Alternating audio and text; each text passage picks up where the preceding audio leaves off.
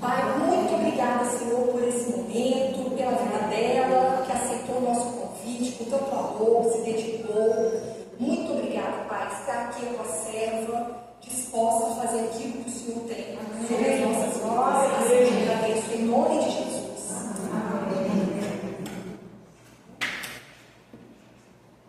Minhas queridas, boa noite e a paz do Senhor Jesus.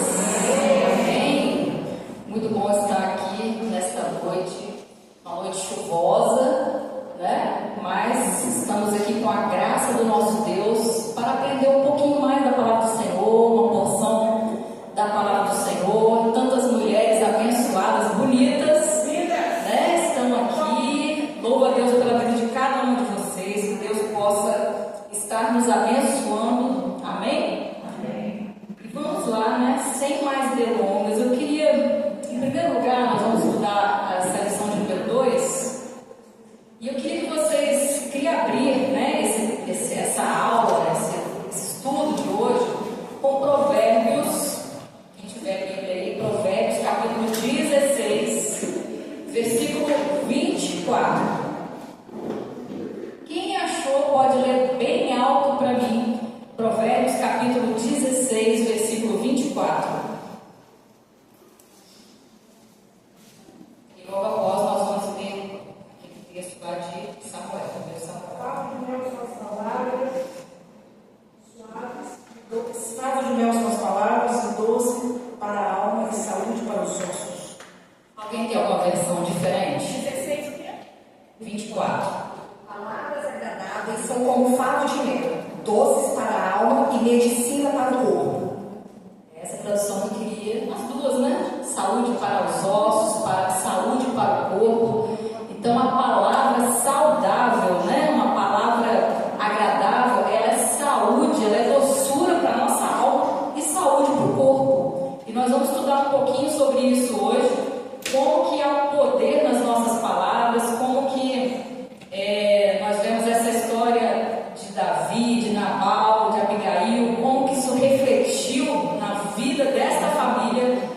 E vamos lá, o primeiro slide aí, que fala? Elisângela? Então a semana de número 2 diz assim, olha, um pedido razoável e uma resposta rude.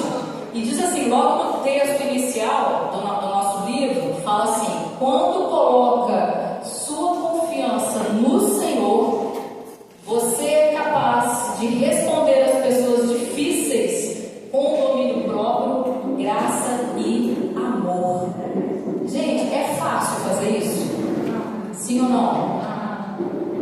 Por mais que você tenha um temperamento dócil, um temperamento tranquilo, não é isso? Mas mesmo assim, quando você é ofendido, quando você é caluniado, quando você é passado para trás, quando você é desmerecido, a vontade é, de fato, revidar, porque nós somos carne. Só que o que está falando para nós hoje, a lição? Quando nós colocamos no Senhor a nossa confiança. Então, há uma transformação, há uma mudança. Vamos lá, eu queria que a gente abrisse lá em 1 Samuel, capítulo 25. Eu vou ler o texto rapidamente, só para a gente relembrar, se situar novamente aí no contexto, ok? Ele está a partir do versículo 4. 1 Samuel, capítulo 25, versículo 4, diz assim, ouviu Davi no deserto que Nabal tosqueava as suas ovelhas e lhe enviou 10 moços, dizendo-lhes, subi ao Carmelo e indo a Nabal, perguntai-lhe em meu nome como está. Assim direis àquele próspero, paz seja contigo e com a tua casa e com tudo o que tens. Agora tenho ouvido que tens tosqueadores.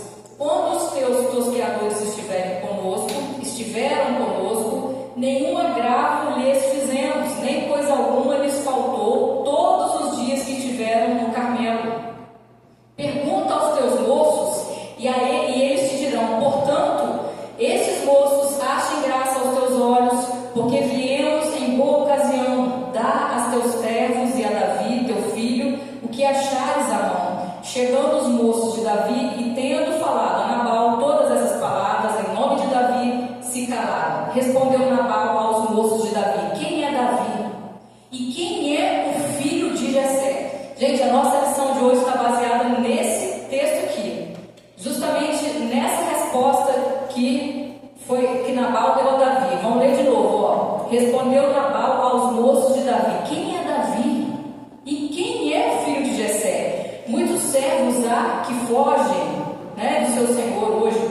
Tomaria eu o meu pão e a minha água, a carne das minhas reses, que degolei para os meus tosqueadores, e o daria a homens que não sei de onde vêm?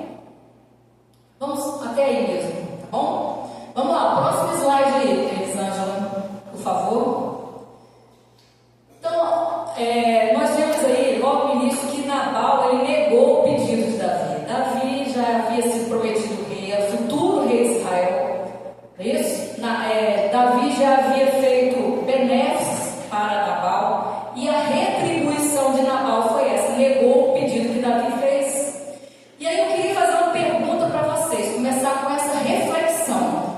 Você já teve algum pedido, você já fez algum pedido para uma pessoa e esse pedido foi negado?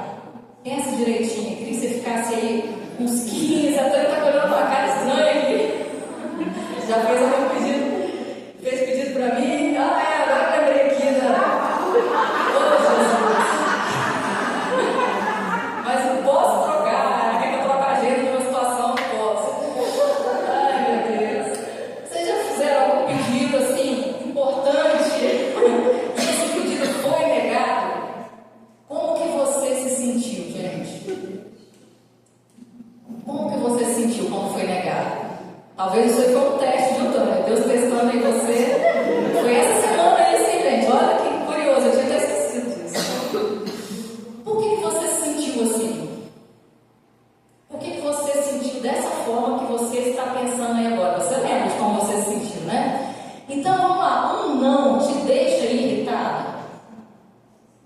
A gente sempre quer aquilo que a gente quer.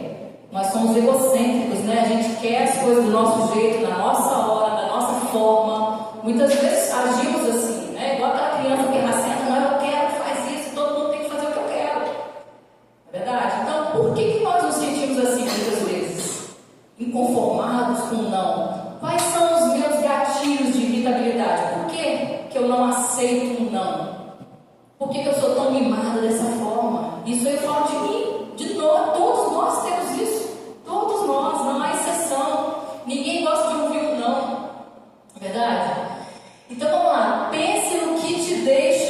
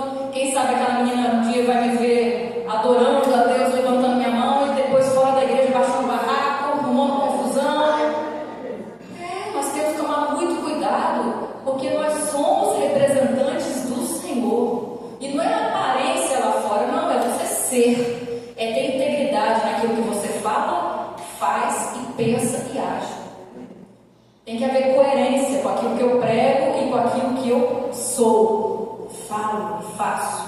Então, em primeiro lugar, nós precisamos, né, de ter essa coerência. E como você reage quando te tratam mal, com rispidez, com indiferença, quando alguém quer passar por cima de você, quando alguém quer ser superior a você, o que você faz? Como você se sente? Pensa um pouquinho aí enquanto eu tomo água. Isso é uma reflexão. E é proposital. Amém? Próximo. Então vamos lá. Olha só. Olha que interessante essa frase.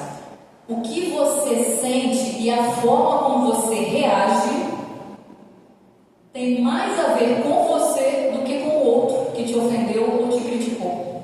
Você sabia disso? Os críticos aí do plantão não precisam levantar a mão, mas quem gosta muito de criticar, quem gosta muito de falar mal, isso tem mais a ver com você do que com o outro. Ah, eu não gosto de fulano por causa disso, eu não gosto disso por causa daquilo. Por que você não gosta? Tem mais a ver com as feridas que você tem, com as mágoas que você tem, das situações não resolvidas que você tem. Você sai ferindo todo mundo, você sai criticando todo mundo, porque você não está bem resolvido.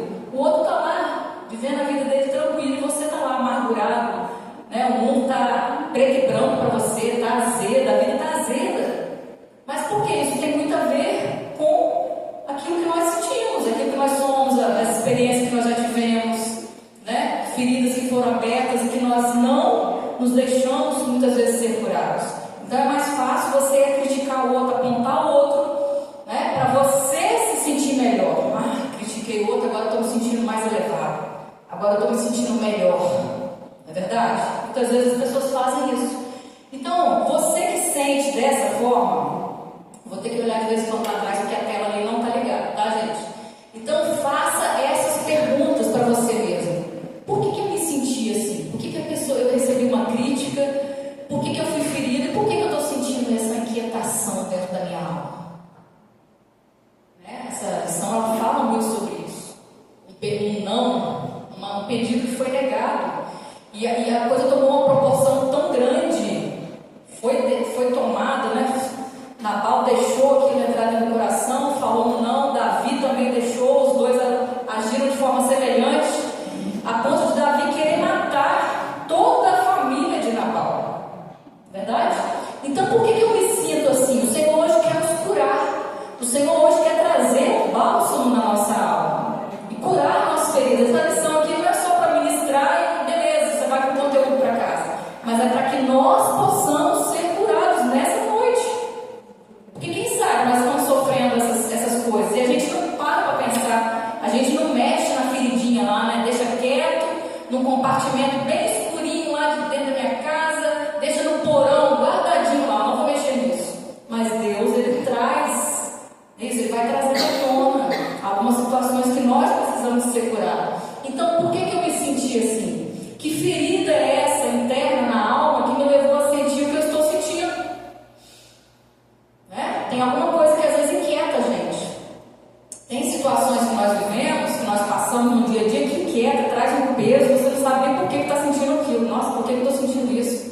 Uma inquietação, um incômodo, uma coisa ruim, você vai dormir, às vezes fica, né, com aquele sentimento ruim, né, vira para um lado, vira para o outro, você no fundo você sabe o que é, mas você não quer resolver aquilo, tá? Então, o que fazer para ser curado dessa dor? Você tem que ressignificar à luz da palavra de Deus, com versículos bíblicos, com ferramentas que vão te auxiliar nisso aí, tá? Então, primeira coisa, a palavra de Deus, ela é viva e eficaz, ela é mais poderosa do que espada alguma de dois gumes, e ela penetra até a divisão da alma, do espírito, das juntas, medulas, e apta para discernir os pensamentos e intenções do coração. Só a palavra de Deus tem esse poder.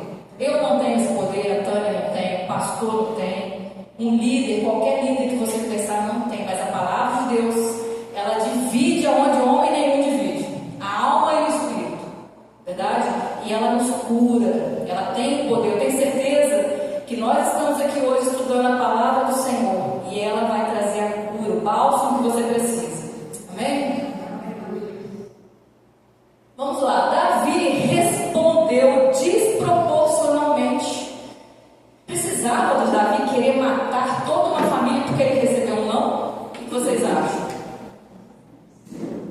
Vocês conhecem alguém que já fez isso? Quando a gente assiste jornal hoje, a gente vê umas situações semelhantes, né?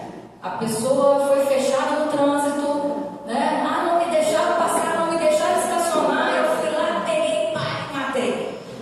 De vez em quando a gente vê umas atrocidades dessas aí. E é normal isso, gente?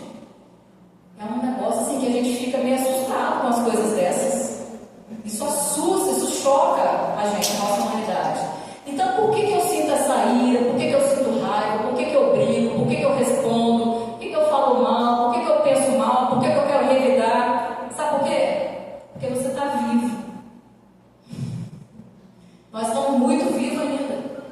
A nossa carne está muito viva ainda. E nós precisamos de mortificar a nossa carne. A verdade é essa. Quando você estiver na cruz de Cristo, pendurado com Jesus na cruz, você vai amortecer sua carne. Né? O seu ego vai ficar bem penduradinho lá, bem murchinho. Verdade? Vai baixar o seu ego, não, o Senhor está aqui, eu sou servo do Senhor, sou embaixador. Quando você sabe quem você é, identidade, você precisa morrer, mortificar os seus membros, diminuir o seu eu.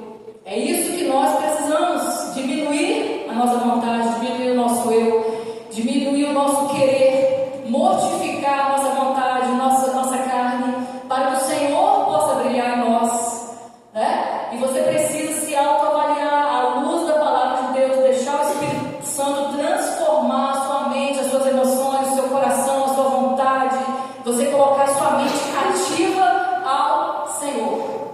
É dessa forma. Aí sim, aí você vai começar a pensar diferente, a viver diferente, né? Romanos 12, né? Rogo-vos, pois, irmãos, pela compaixão de Deus, que apresenteis os vossos corpos como sacrifício vivo, santo, agradável a Deus, que é o vosso culto racional. Não vos conformeis com este mundo, mas transformai-vos pela renovação do vosso entendimento, para que experimenteis qual seja a boa, agradável e perfeita vontade de Deus. Essa é a vontade de Deus para a nossa vida. Quer falar, Raquel? Rachel. Fala, Rachel. A Chico de hoje fala bem assim, que você tem que se amar mais. Na verdade, não. Você não tem que se amar mais. Porque se você se amar mais, você se torna egocêntrico. Você tem que o quê? Morrer para si mesmo e ser Jesus. Você tem que morrer para si mesmo e agir como Jesus. Quando você deixa de se amar mais e ama Jesus, aí você tem a sua identidade para nele.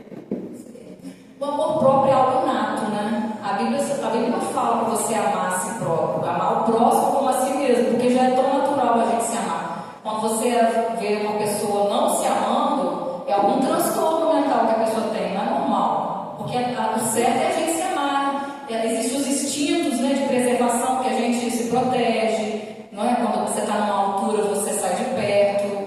Quando você vê uma barata, você corre. Então, só para descontrair, viu, gente?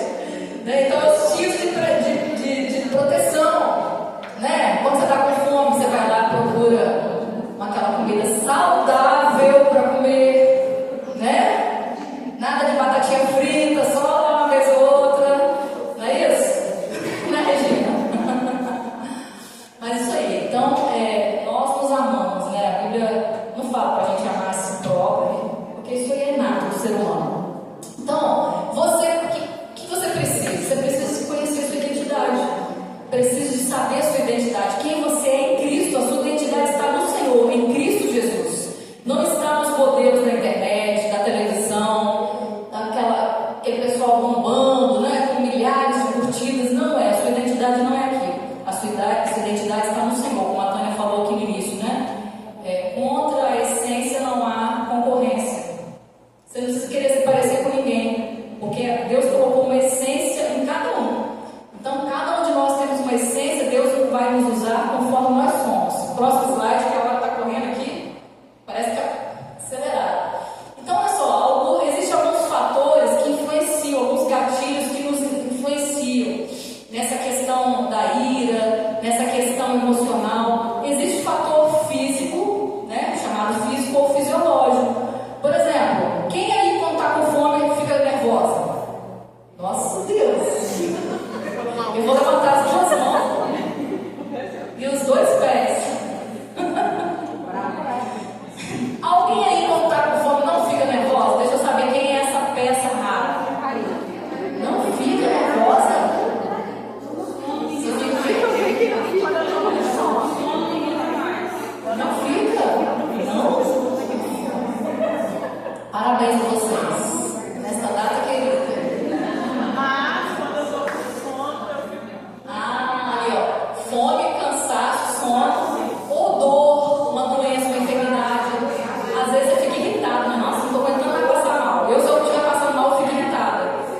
Gente, não estou aguentando mais passar mal, eu não gosto de passar mal. Né? Fico enjoo, dor de cabeça, nossa, dá irritação. Não é verdade? Outro fator aqui, outro gatilho, fatores psíquicos ou emocionais, quando você é injustiçado, né? Quando você sente um sentimento de inferioridade. Estou na frente aqui, vocês? Quando compulsões de fome, sexo e drogas, tá? Injustiça, ciúme, medo, insegurança. E os fatores também espirituais, que é o quê? Opressão, subjugação, né? E possessão, que são gatilhos também espirituais.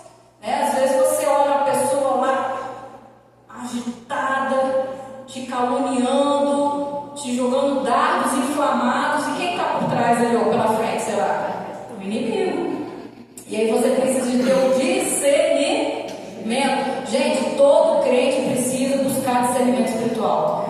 Todo crente. Porque às vezes o inimigo usa a pessoa fora da igreja e dentro da igreja também. Se engane não. Tá? A Bíblia fala que é necessário que o joio cresça com o trigo. Não é eu, não é pastor, não é ninguém que separa. Quem separa o joio do trigo vai ser só lá no final. Jesus que vai separar. Então tá cheio de joio na igreja para tripular a vida da gente. Não é isso? E a gente não pode separar, né? A gente não pode limpar. A gente não limpa ninguém. Quem vai limpar é o Senhor lá no final. Então vamos ter paciência, vamos pedir o fruto do Espírito. Vamos lá. Próximo slide. Queria falar um pouquinho só sobre isso, porque acho que, se não me engano, é no terceiro dia, que fala sobre essa questão do domínio próprio, né? Qual é a origem dessas compulsões? Por fome, por comida, por sexo, por drogas, por álcool. Qual é a origem disso tudo? Ó, a partir do quarto, eu vou ler para ser bem rápido por causa da hora aqui, tá? A partir do quarto mês de gestação, quando o neném está dentro da barriga, ele já começa a ouvir. Você sabia que a audição é primeiro, como é que fala? Primeiro sentido, né? É o primeiro sentido que o bebê tem e é o último. É o último que a pessoa perde. É o último. Olha que interessante. Como que a audição é importante. Como que Deus fez tudo, né? De forma muito sábia. O primeiro sentido é a audição e o último sentido a ser perdido é a audição. Às vezes a pessoa está lá no leito de morte, às vezes até quase em coma, você está falando, a pessoa está ouvindo. Como aconteceu com a minha sogra. Né? Quando ela faleceu há um ano atrás, ela estava na UTI, estava toda entubada e tal. E eles tentaram tirar a sedação dela um pouquinho, para ver se ela voltava, porque ela estava com problema de coração.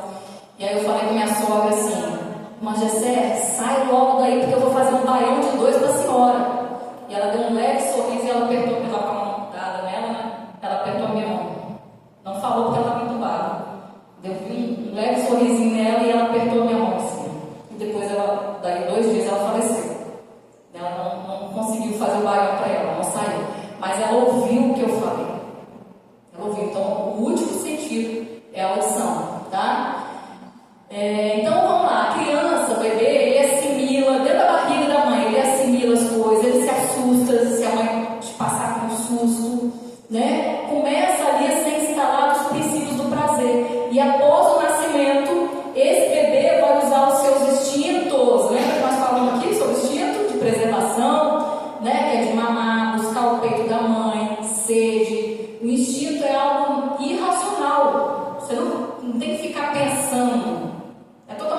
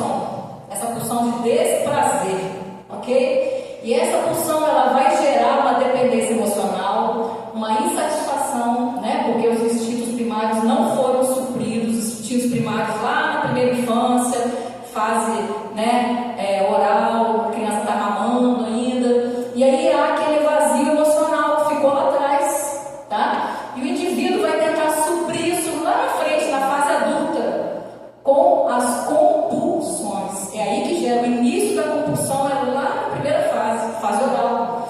E aí pode ser com o quê? Com drogas, uso de drogas, uso de álcool, uso de compras excessivas, sexo, comida. A pessoa ela vai tentar sentir o alívio de algo que ela nem sabe por que ela sente.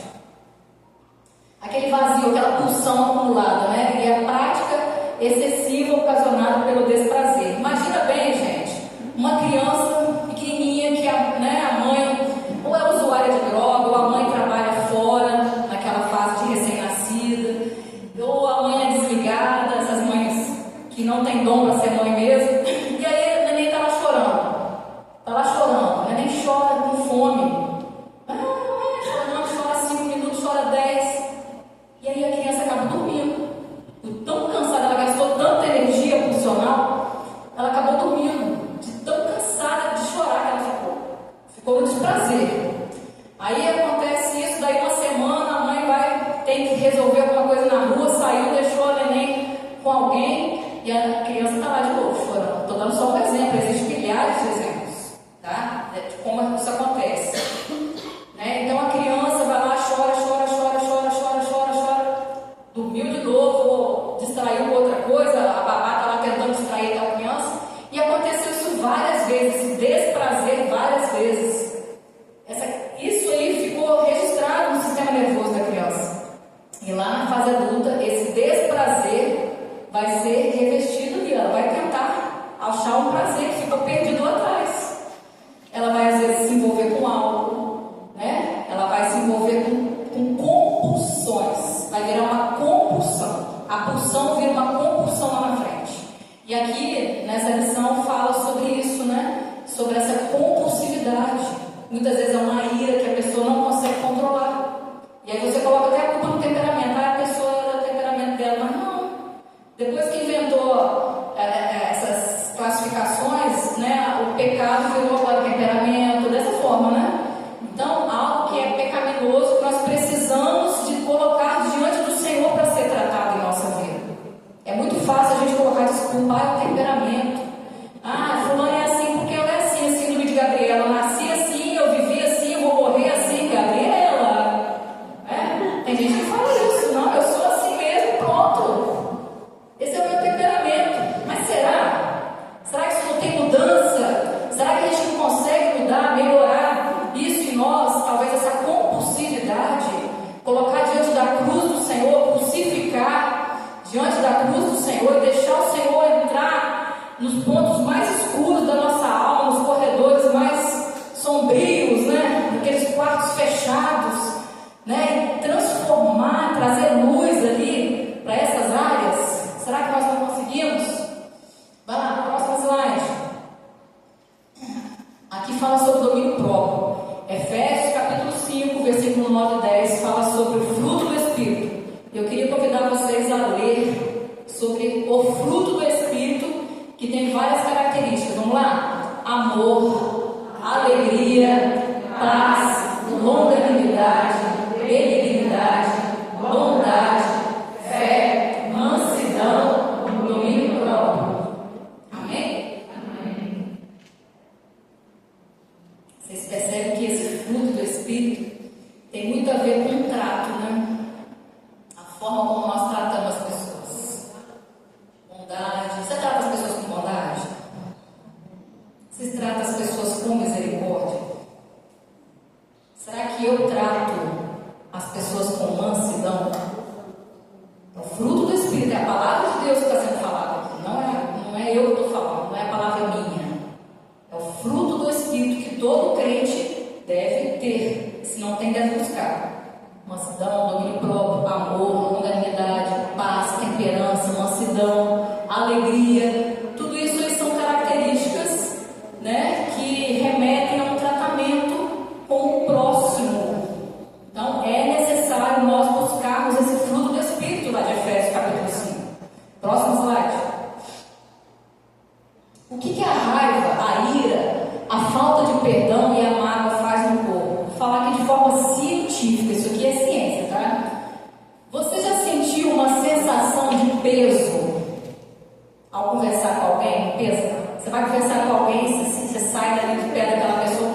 uma sensação estranha. Você está atendendo alguém, né, Tânia? Nossa, que pessoa pesada. Você sabe que isso aqui é tudo pesado. Já sentiu assim? Já? Você está conversando com alguém, uma ligação, a pessoa parece que te oprime do outro lado, né? Parece que passa via internet. Por que isso, gente? Essa transferência, vamos lá. Isso é ciência. A ciência fala e a Bíblia explica. Porque nós somos corpo, alma e espírito. Não tem como fugir, não adianta. Você nem tudo é espiritual, não. Tem coisa que é humano. Deus nos criou cheio de célula, cheio de conexões. Então vamos lá, você já sentiu essa sensação de peso? Existe aí o salto quântico, que a física quântica fala sobre isso. O que é esse salto quântico? É uma energia, uma vibração das nossas células. Quem aqui tem célula? Levanta a mão. Quem é formado por célula? Quem aqui tem química no corpo? Todo mundo, né?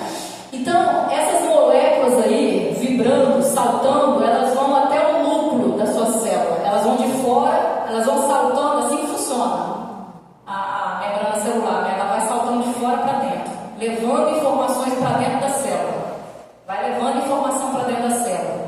E aí, olha só que interessante, né? Quando você sente raiva, quando você sente ira, quando você está alimentando o núcleo da sua célula com essa energia e transmitindo para todo o seu corpo através das conexões neurais.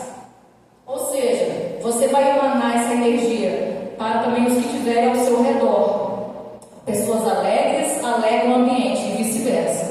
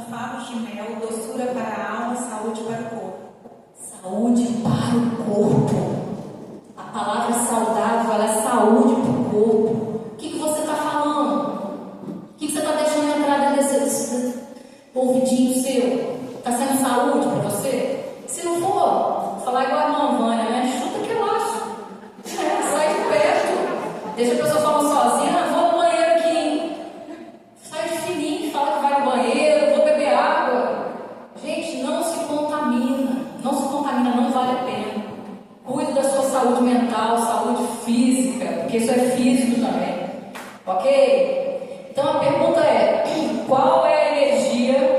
nós temos levado para as nossas células? Nós estamos nos alimentando de pensamentos e sentimentos positivos ou negativos? Isso vai influenciar no seu salto quântico. O meu salto quântico é essa vibração da célula. Toda hora está vibrando, né? Cada célula sua está vibrando. Cada célula vibra, tá? Então, na sua homeostase, né, que é o equilíbrio do corpo, da mente e da alma. Abra para mim aí, Filipenses capítulo 4, para a gente finalizar. Tem mais algum slide? Filipenses 4, de 4 a 9. Ah, tá. Então, vou terminar com esse aí. Quem achou Filipenses? Só mais 2 minutos, tá, Bárbara? São 8h40, 8h39. Filipenses 4, volta lá. Volta lá o slide, por favor. Filipenses 4, de 4 a 9. Alegre-se sempre no Senhor. Novamente direi, alegre-se. Seja a amabilidade de vocês conhecida por todos. Perto para o Senhor. Não ande ansiosos por coisa alguma, mas em tudo pela oração e súplica e com ação de graças apresente seus pedidos a Deus. E a paz de Deus, que excede todo entendimento, guardará o seu coração e a mente de vocês em Cristo Jesus. Finalmente, irmãos, tudo o que for verdadeiro, Tudo que é verdadeiro, tudo que for verdadeiro, tudo o que for nobre, tudo que for nobre, tudo que for puro, tudo que for amável, tudo o que for de boa fama, de boa fama, se houver algo de excelente, se há um louvor ou excelente, de louvor, pense nessas coisas. Ponha em prática tudo que vocês aprenderam, pensai. receberam, ouviram e viram de mim. E de Deus, da paz estará com vocês. Então, qual é a forma de nós termos paz? No final do versículo faz um desfecho. Você só vai ter paz na sua alma se você pôr atenção nisso aí. Tudo que for amável, tudo que for de boa fama, tudo que for de bênção, nisso pensar. Agora, se você ficar alimentando a sua mente, o seu ouvido, o seu coração de amargura, de reclamação, de coisa, gente, você vai encher o seu coração de coisa ruim. É isso? Então nós precisamos de virar uma chave hoje. Parar de pensar coisas ruins, falar coisas ruins, ainda que a circunstância não esteja boa. Isso aí não é circunstancial, não. Essa palavra aí, o Senhor, Paulo falou assim, olha, quando estiver tudo bem com você, quando estiver tudo próspero, quando a sua família estiver ok, seu marido redondinho lá com você, alinhadinho, aí você vai ter paz. Aí você pensa coisa boa? Não. É incircunstancial. Você tem que começar a profetizar coisa boa. Começa a profetizar, começa a estender sua mão dentro de casa, começa a glorificar a Deus, muda o ambiente da sua casa, muda a atmosfera da sua casa, coloca um louvor, começa a adorar, começa a glorificar a Deus na sua casa. Eu tenho certeza que o Senhor vai fazer maravilhas naquele lugar. Eu tenho certeza, é inevitável. O seu filho está desobedecendo, ele vai começar a obedecer, ele vai começar a sentir a presença de Deus. O seu marido vai mudar o ambiente da sua casa, vamos mudar o ambiente do nosso lar, vamos ser nós, mulheres sábias, aquelas que vão fazer a diferença. A diferença que você quer no outro, a mudança que você quer no outro, começa em você, começa em nós, começa em mim. Aquilo que eu quero de mudança, eu tenho que mudar. Eu não tenho que ficar esperando o outro mudar, eu tenho que mudar. Eu tenho que semear, e aí eu vou colher. Essa é uma lei criada por Deus, uma lei da semeadura. Quando eu planto, eu colho. E se eu plantar aqui, gente, hoje um pé de uva, vai nascer abacaxi? Vai nascer o quê? Uva! É inevitável. Nós somos seres frutíferos. O Senhor nos fez com capacidade de reprodução, reproduzir coisas boas. Então, se eu planto laranja, eu vou colher laranja. Se eu planto amor, eu vou colher amor. Se eu planto doçura, palavras dóceis, eu vou alcançar essa misericórdia. Eu estava dando aula esses dias na escola dominical, eu estava falando sobre os apóstolos, né? Todos eles morreram martirizados, exceto um. Você sabe qual? João. E quem foi o discípulo do amor que recostava a cabeça nos ombros de Jesus? Aquele que Jesus mais amava era quem? João. Será que não foi por isso que ele alcançou tanta misericórdia?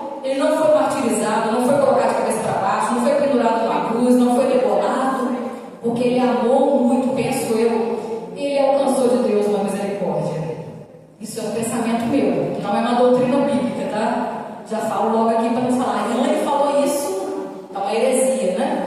Mas eu penso que ele plantou muita misericórdia e ele colheu misericórdia. Vamos lá, para finalizar agora, a necessidade de um conselho sensato. Na multidão de conselhos há sabedoria, a Bíblia fala lá em Provérbios capítulo 11, versículo 14. Né? Então, o conselheiro ele deve ter algumas características abaixo. Né? Primeiro, o centro é o quê? Amor. Primeiro, deve ser uma pessoa amável, uma pessoa que ama, uma pessoa que vive o amor, não só fala, mas ela pratica o amor. Então, ela deve ser uma pessoa confiável, uma pessoa temente a Deus, uma pessoa sábia, né? E uma pessoa que se importa com você. Não só apenas vai e faz isso, tchau. Não, mas você vê aquela pessoa que tem um cuidado, ela se importa com a sua alma, ela tem uma sensibilidade para com a sua vida. Então, essas são as características de uma pessoa que tem sabedoria. Acabou, Elisângela? O filmezinho, no final, eu vou passar um vídeo de 20 segundos. Um vídeo de 20 segundos. Prometo que agora é o final. Vamos lá. Gente, presta atenção nesse vídeo que ele é muito rápido, é 20 segundos. Vocês têm que ficar espertos para não perder. Vou até sentar aqui para não atrapalhar. Já passou os 20 segundos. Já deu o vídeo. Já passou o vídeo. Vocês viram o vídeo? Quem é que viu? Aí. Presta atenção, hein? Vamos lá.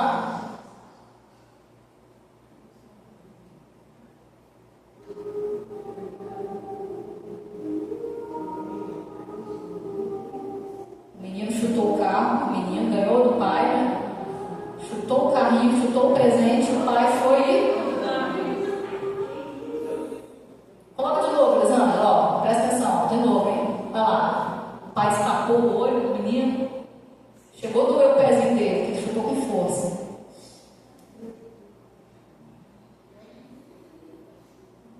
E aí? Isso, pode ser rápido. Quem aqui já tinha visto esse vídeo? Gente, o que vocês acharam? Para finalizar, o que vocês acharam desse vídeo? Exatamente. Será que o filho está espelhando alguém? Será que a culpa é do filho? Ou é do pai? Será que o menino aprendeu isso com alguém? Ou ele foi imaginação dele? Será que esse comportamento foi aprendido? Porque olha a reação que o pai teve, de ira espontânea. Pegou, na hora que o menino chutou, ele pegou, nem conversou, nem dialogou, nem ensinou para o menino. Pegou e subiu a escada, todo mundo correndo atrás, a família toda, ele jogou lá de cima do carro. O que ele está ensinando? Ele está criando o quê? Uma geração de pessoas iradas, reativas, doentes. Não é verdade? Pessoas doentes. Então essa foi a reação do pai, né? E o filho, ele está fazendo a mesma coisa que ele vê o pai fazer todo dia, ter essas reações. Porque se ele fez isso em público, imagina dentro de casa. Então que nós possamos ter sabedoria, sabe por quê? Nós devemos cumprir o nosso papel de educador para a próxima geração. Nós devemos cumprir. Aquele pai estava cumprindo o papel de educador? Jamais. Estava deseducando. Vem cá, porque aí você já acabei. E a forma que ele jogou o carro de cima para baixo seria uma reação de pegar o filho e jogar. Só que ele não teve essa atitude, mas a sensação é: você não quis, não. Vai no céu. É muito forte esse vídeo, né? Eu lembrei, quando eu fui estudar essa lição, eu lembrei desse vídeo e procurei na internet, porque as nossas reações, as pessoas estão olhando, e aquilo que nós estamos transmitindo para as pessoas que convivem conosco, que trabalham conosco, isso é muito sério. Verdade? Nós temos, como eu falei antes, nós temos que ser luz, mas se a gente não está sendo essa pessoa, nós temos que procurar ser luz do mundo, sal da terra, salgar essa terra, né? Não podemos ser insípidos, sem gosto, sem sal, mas temos que salgar esse mundo. Amém? Vamos lá, vamos orar.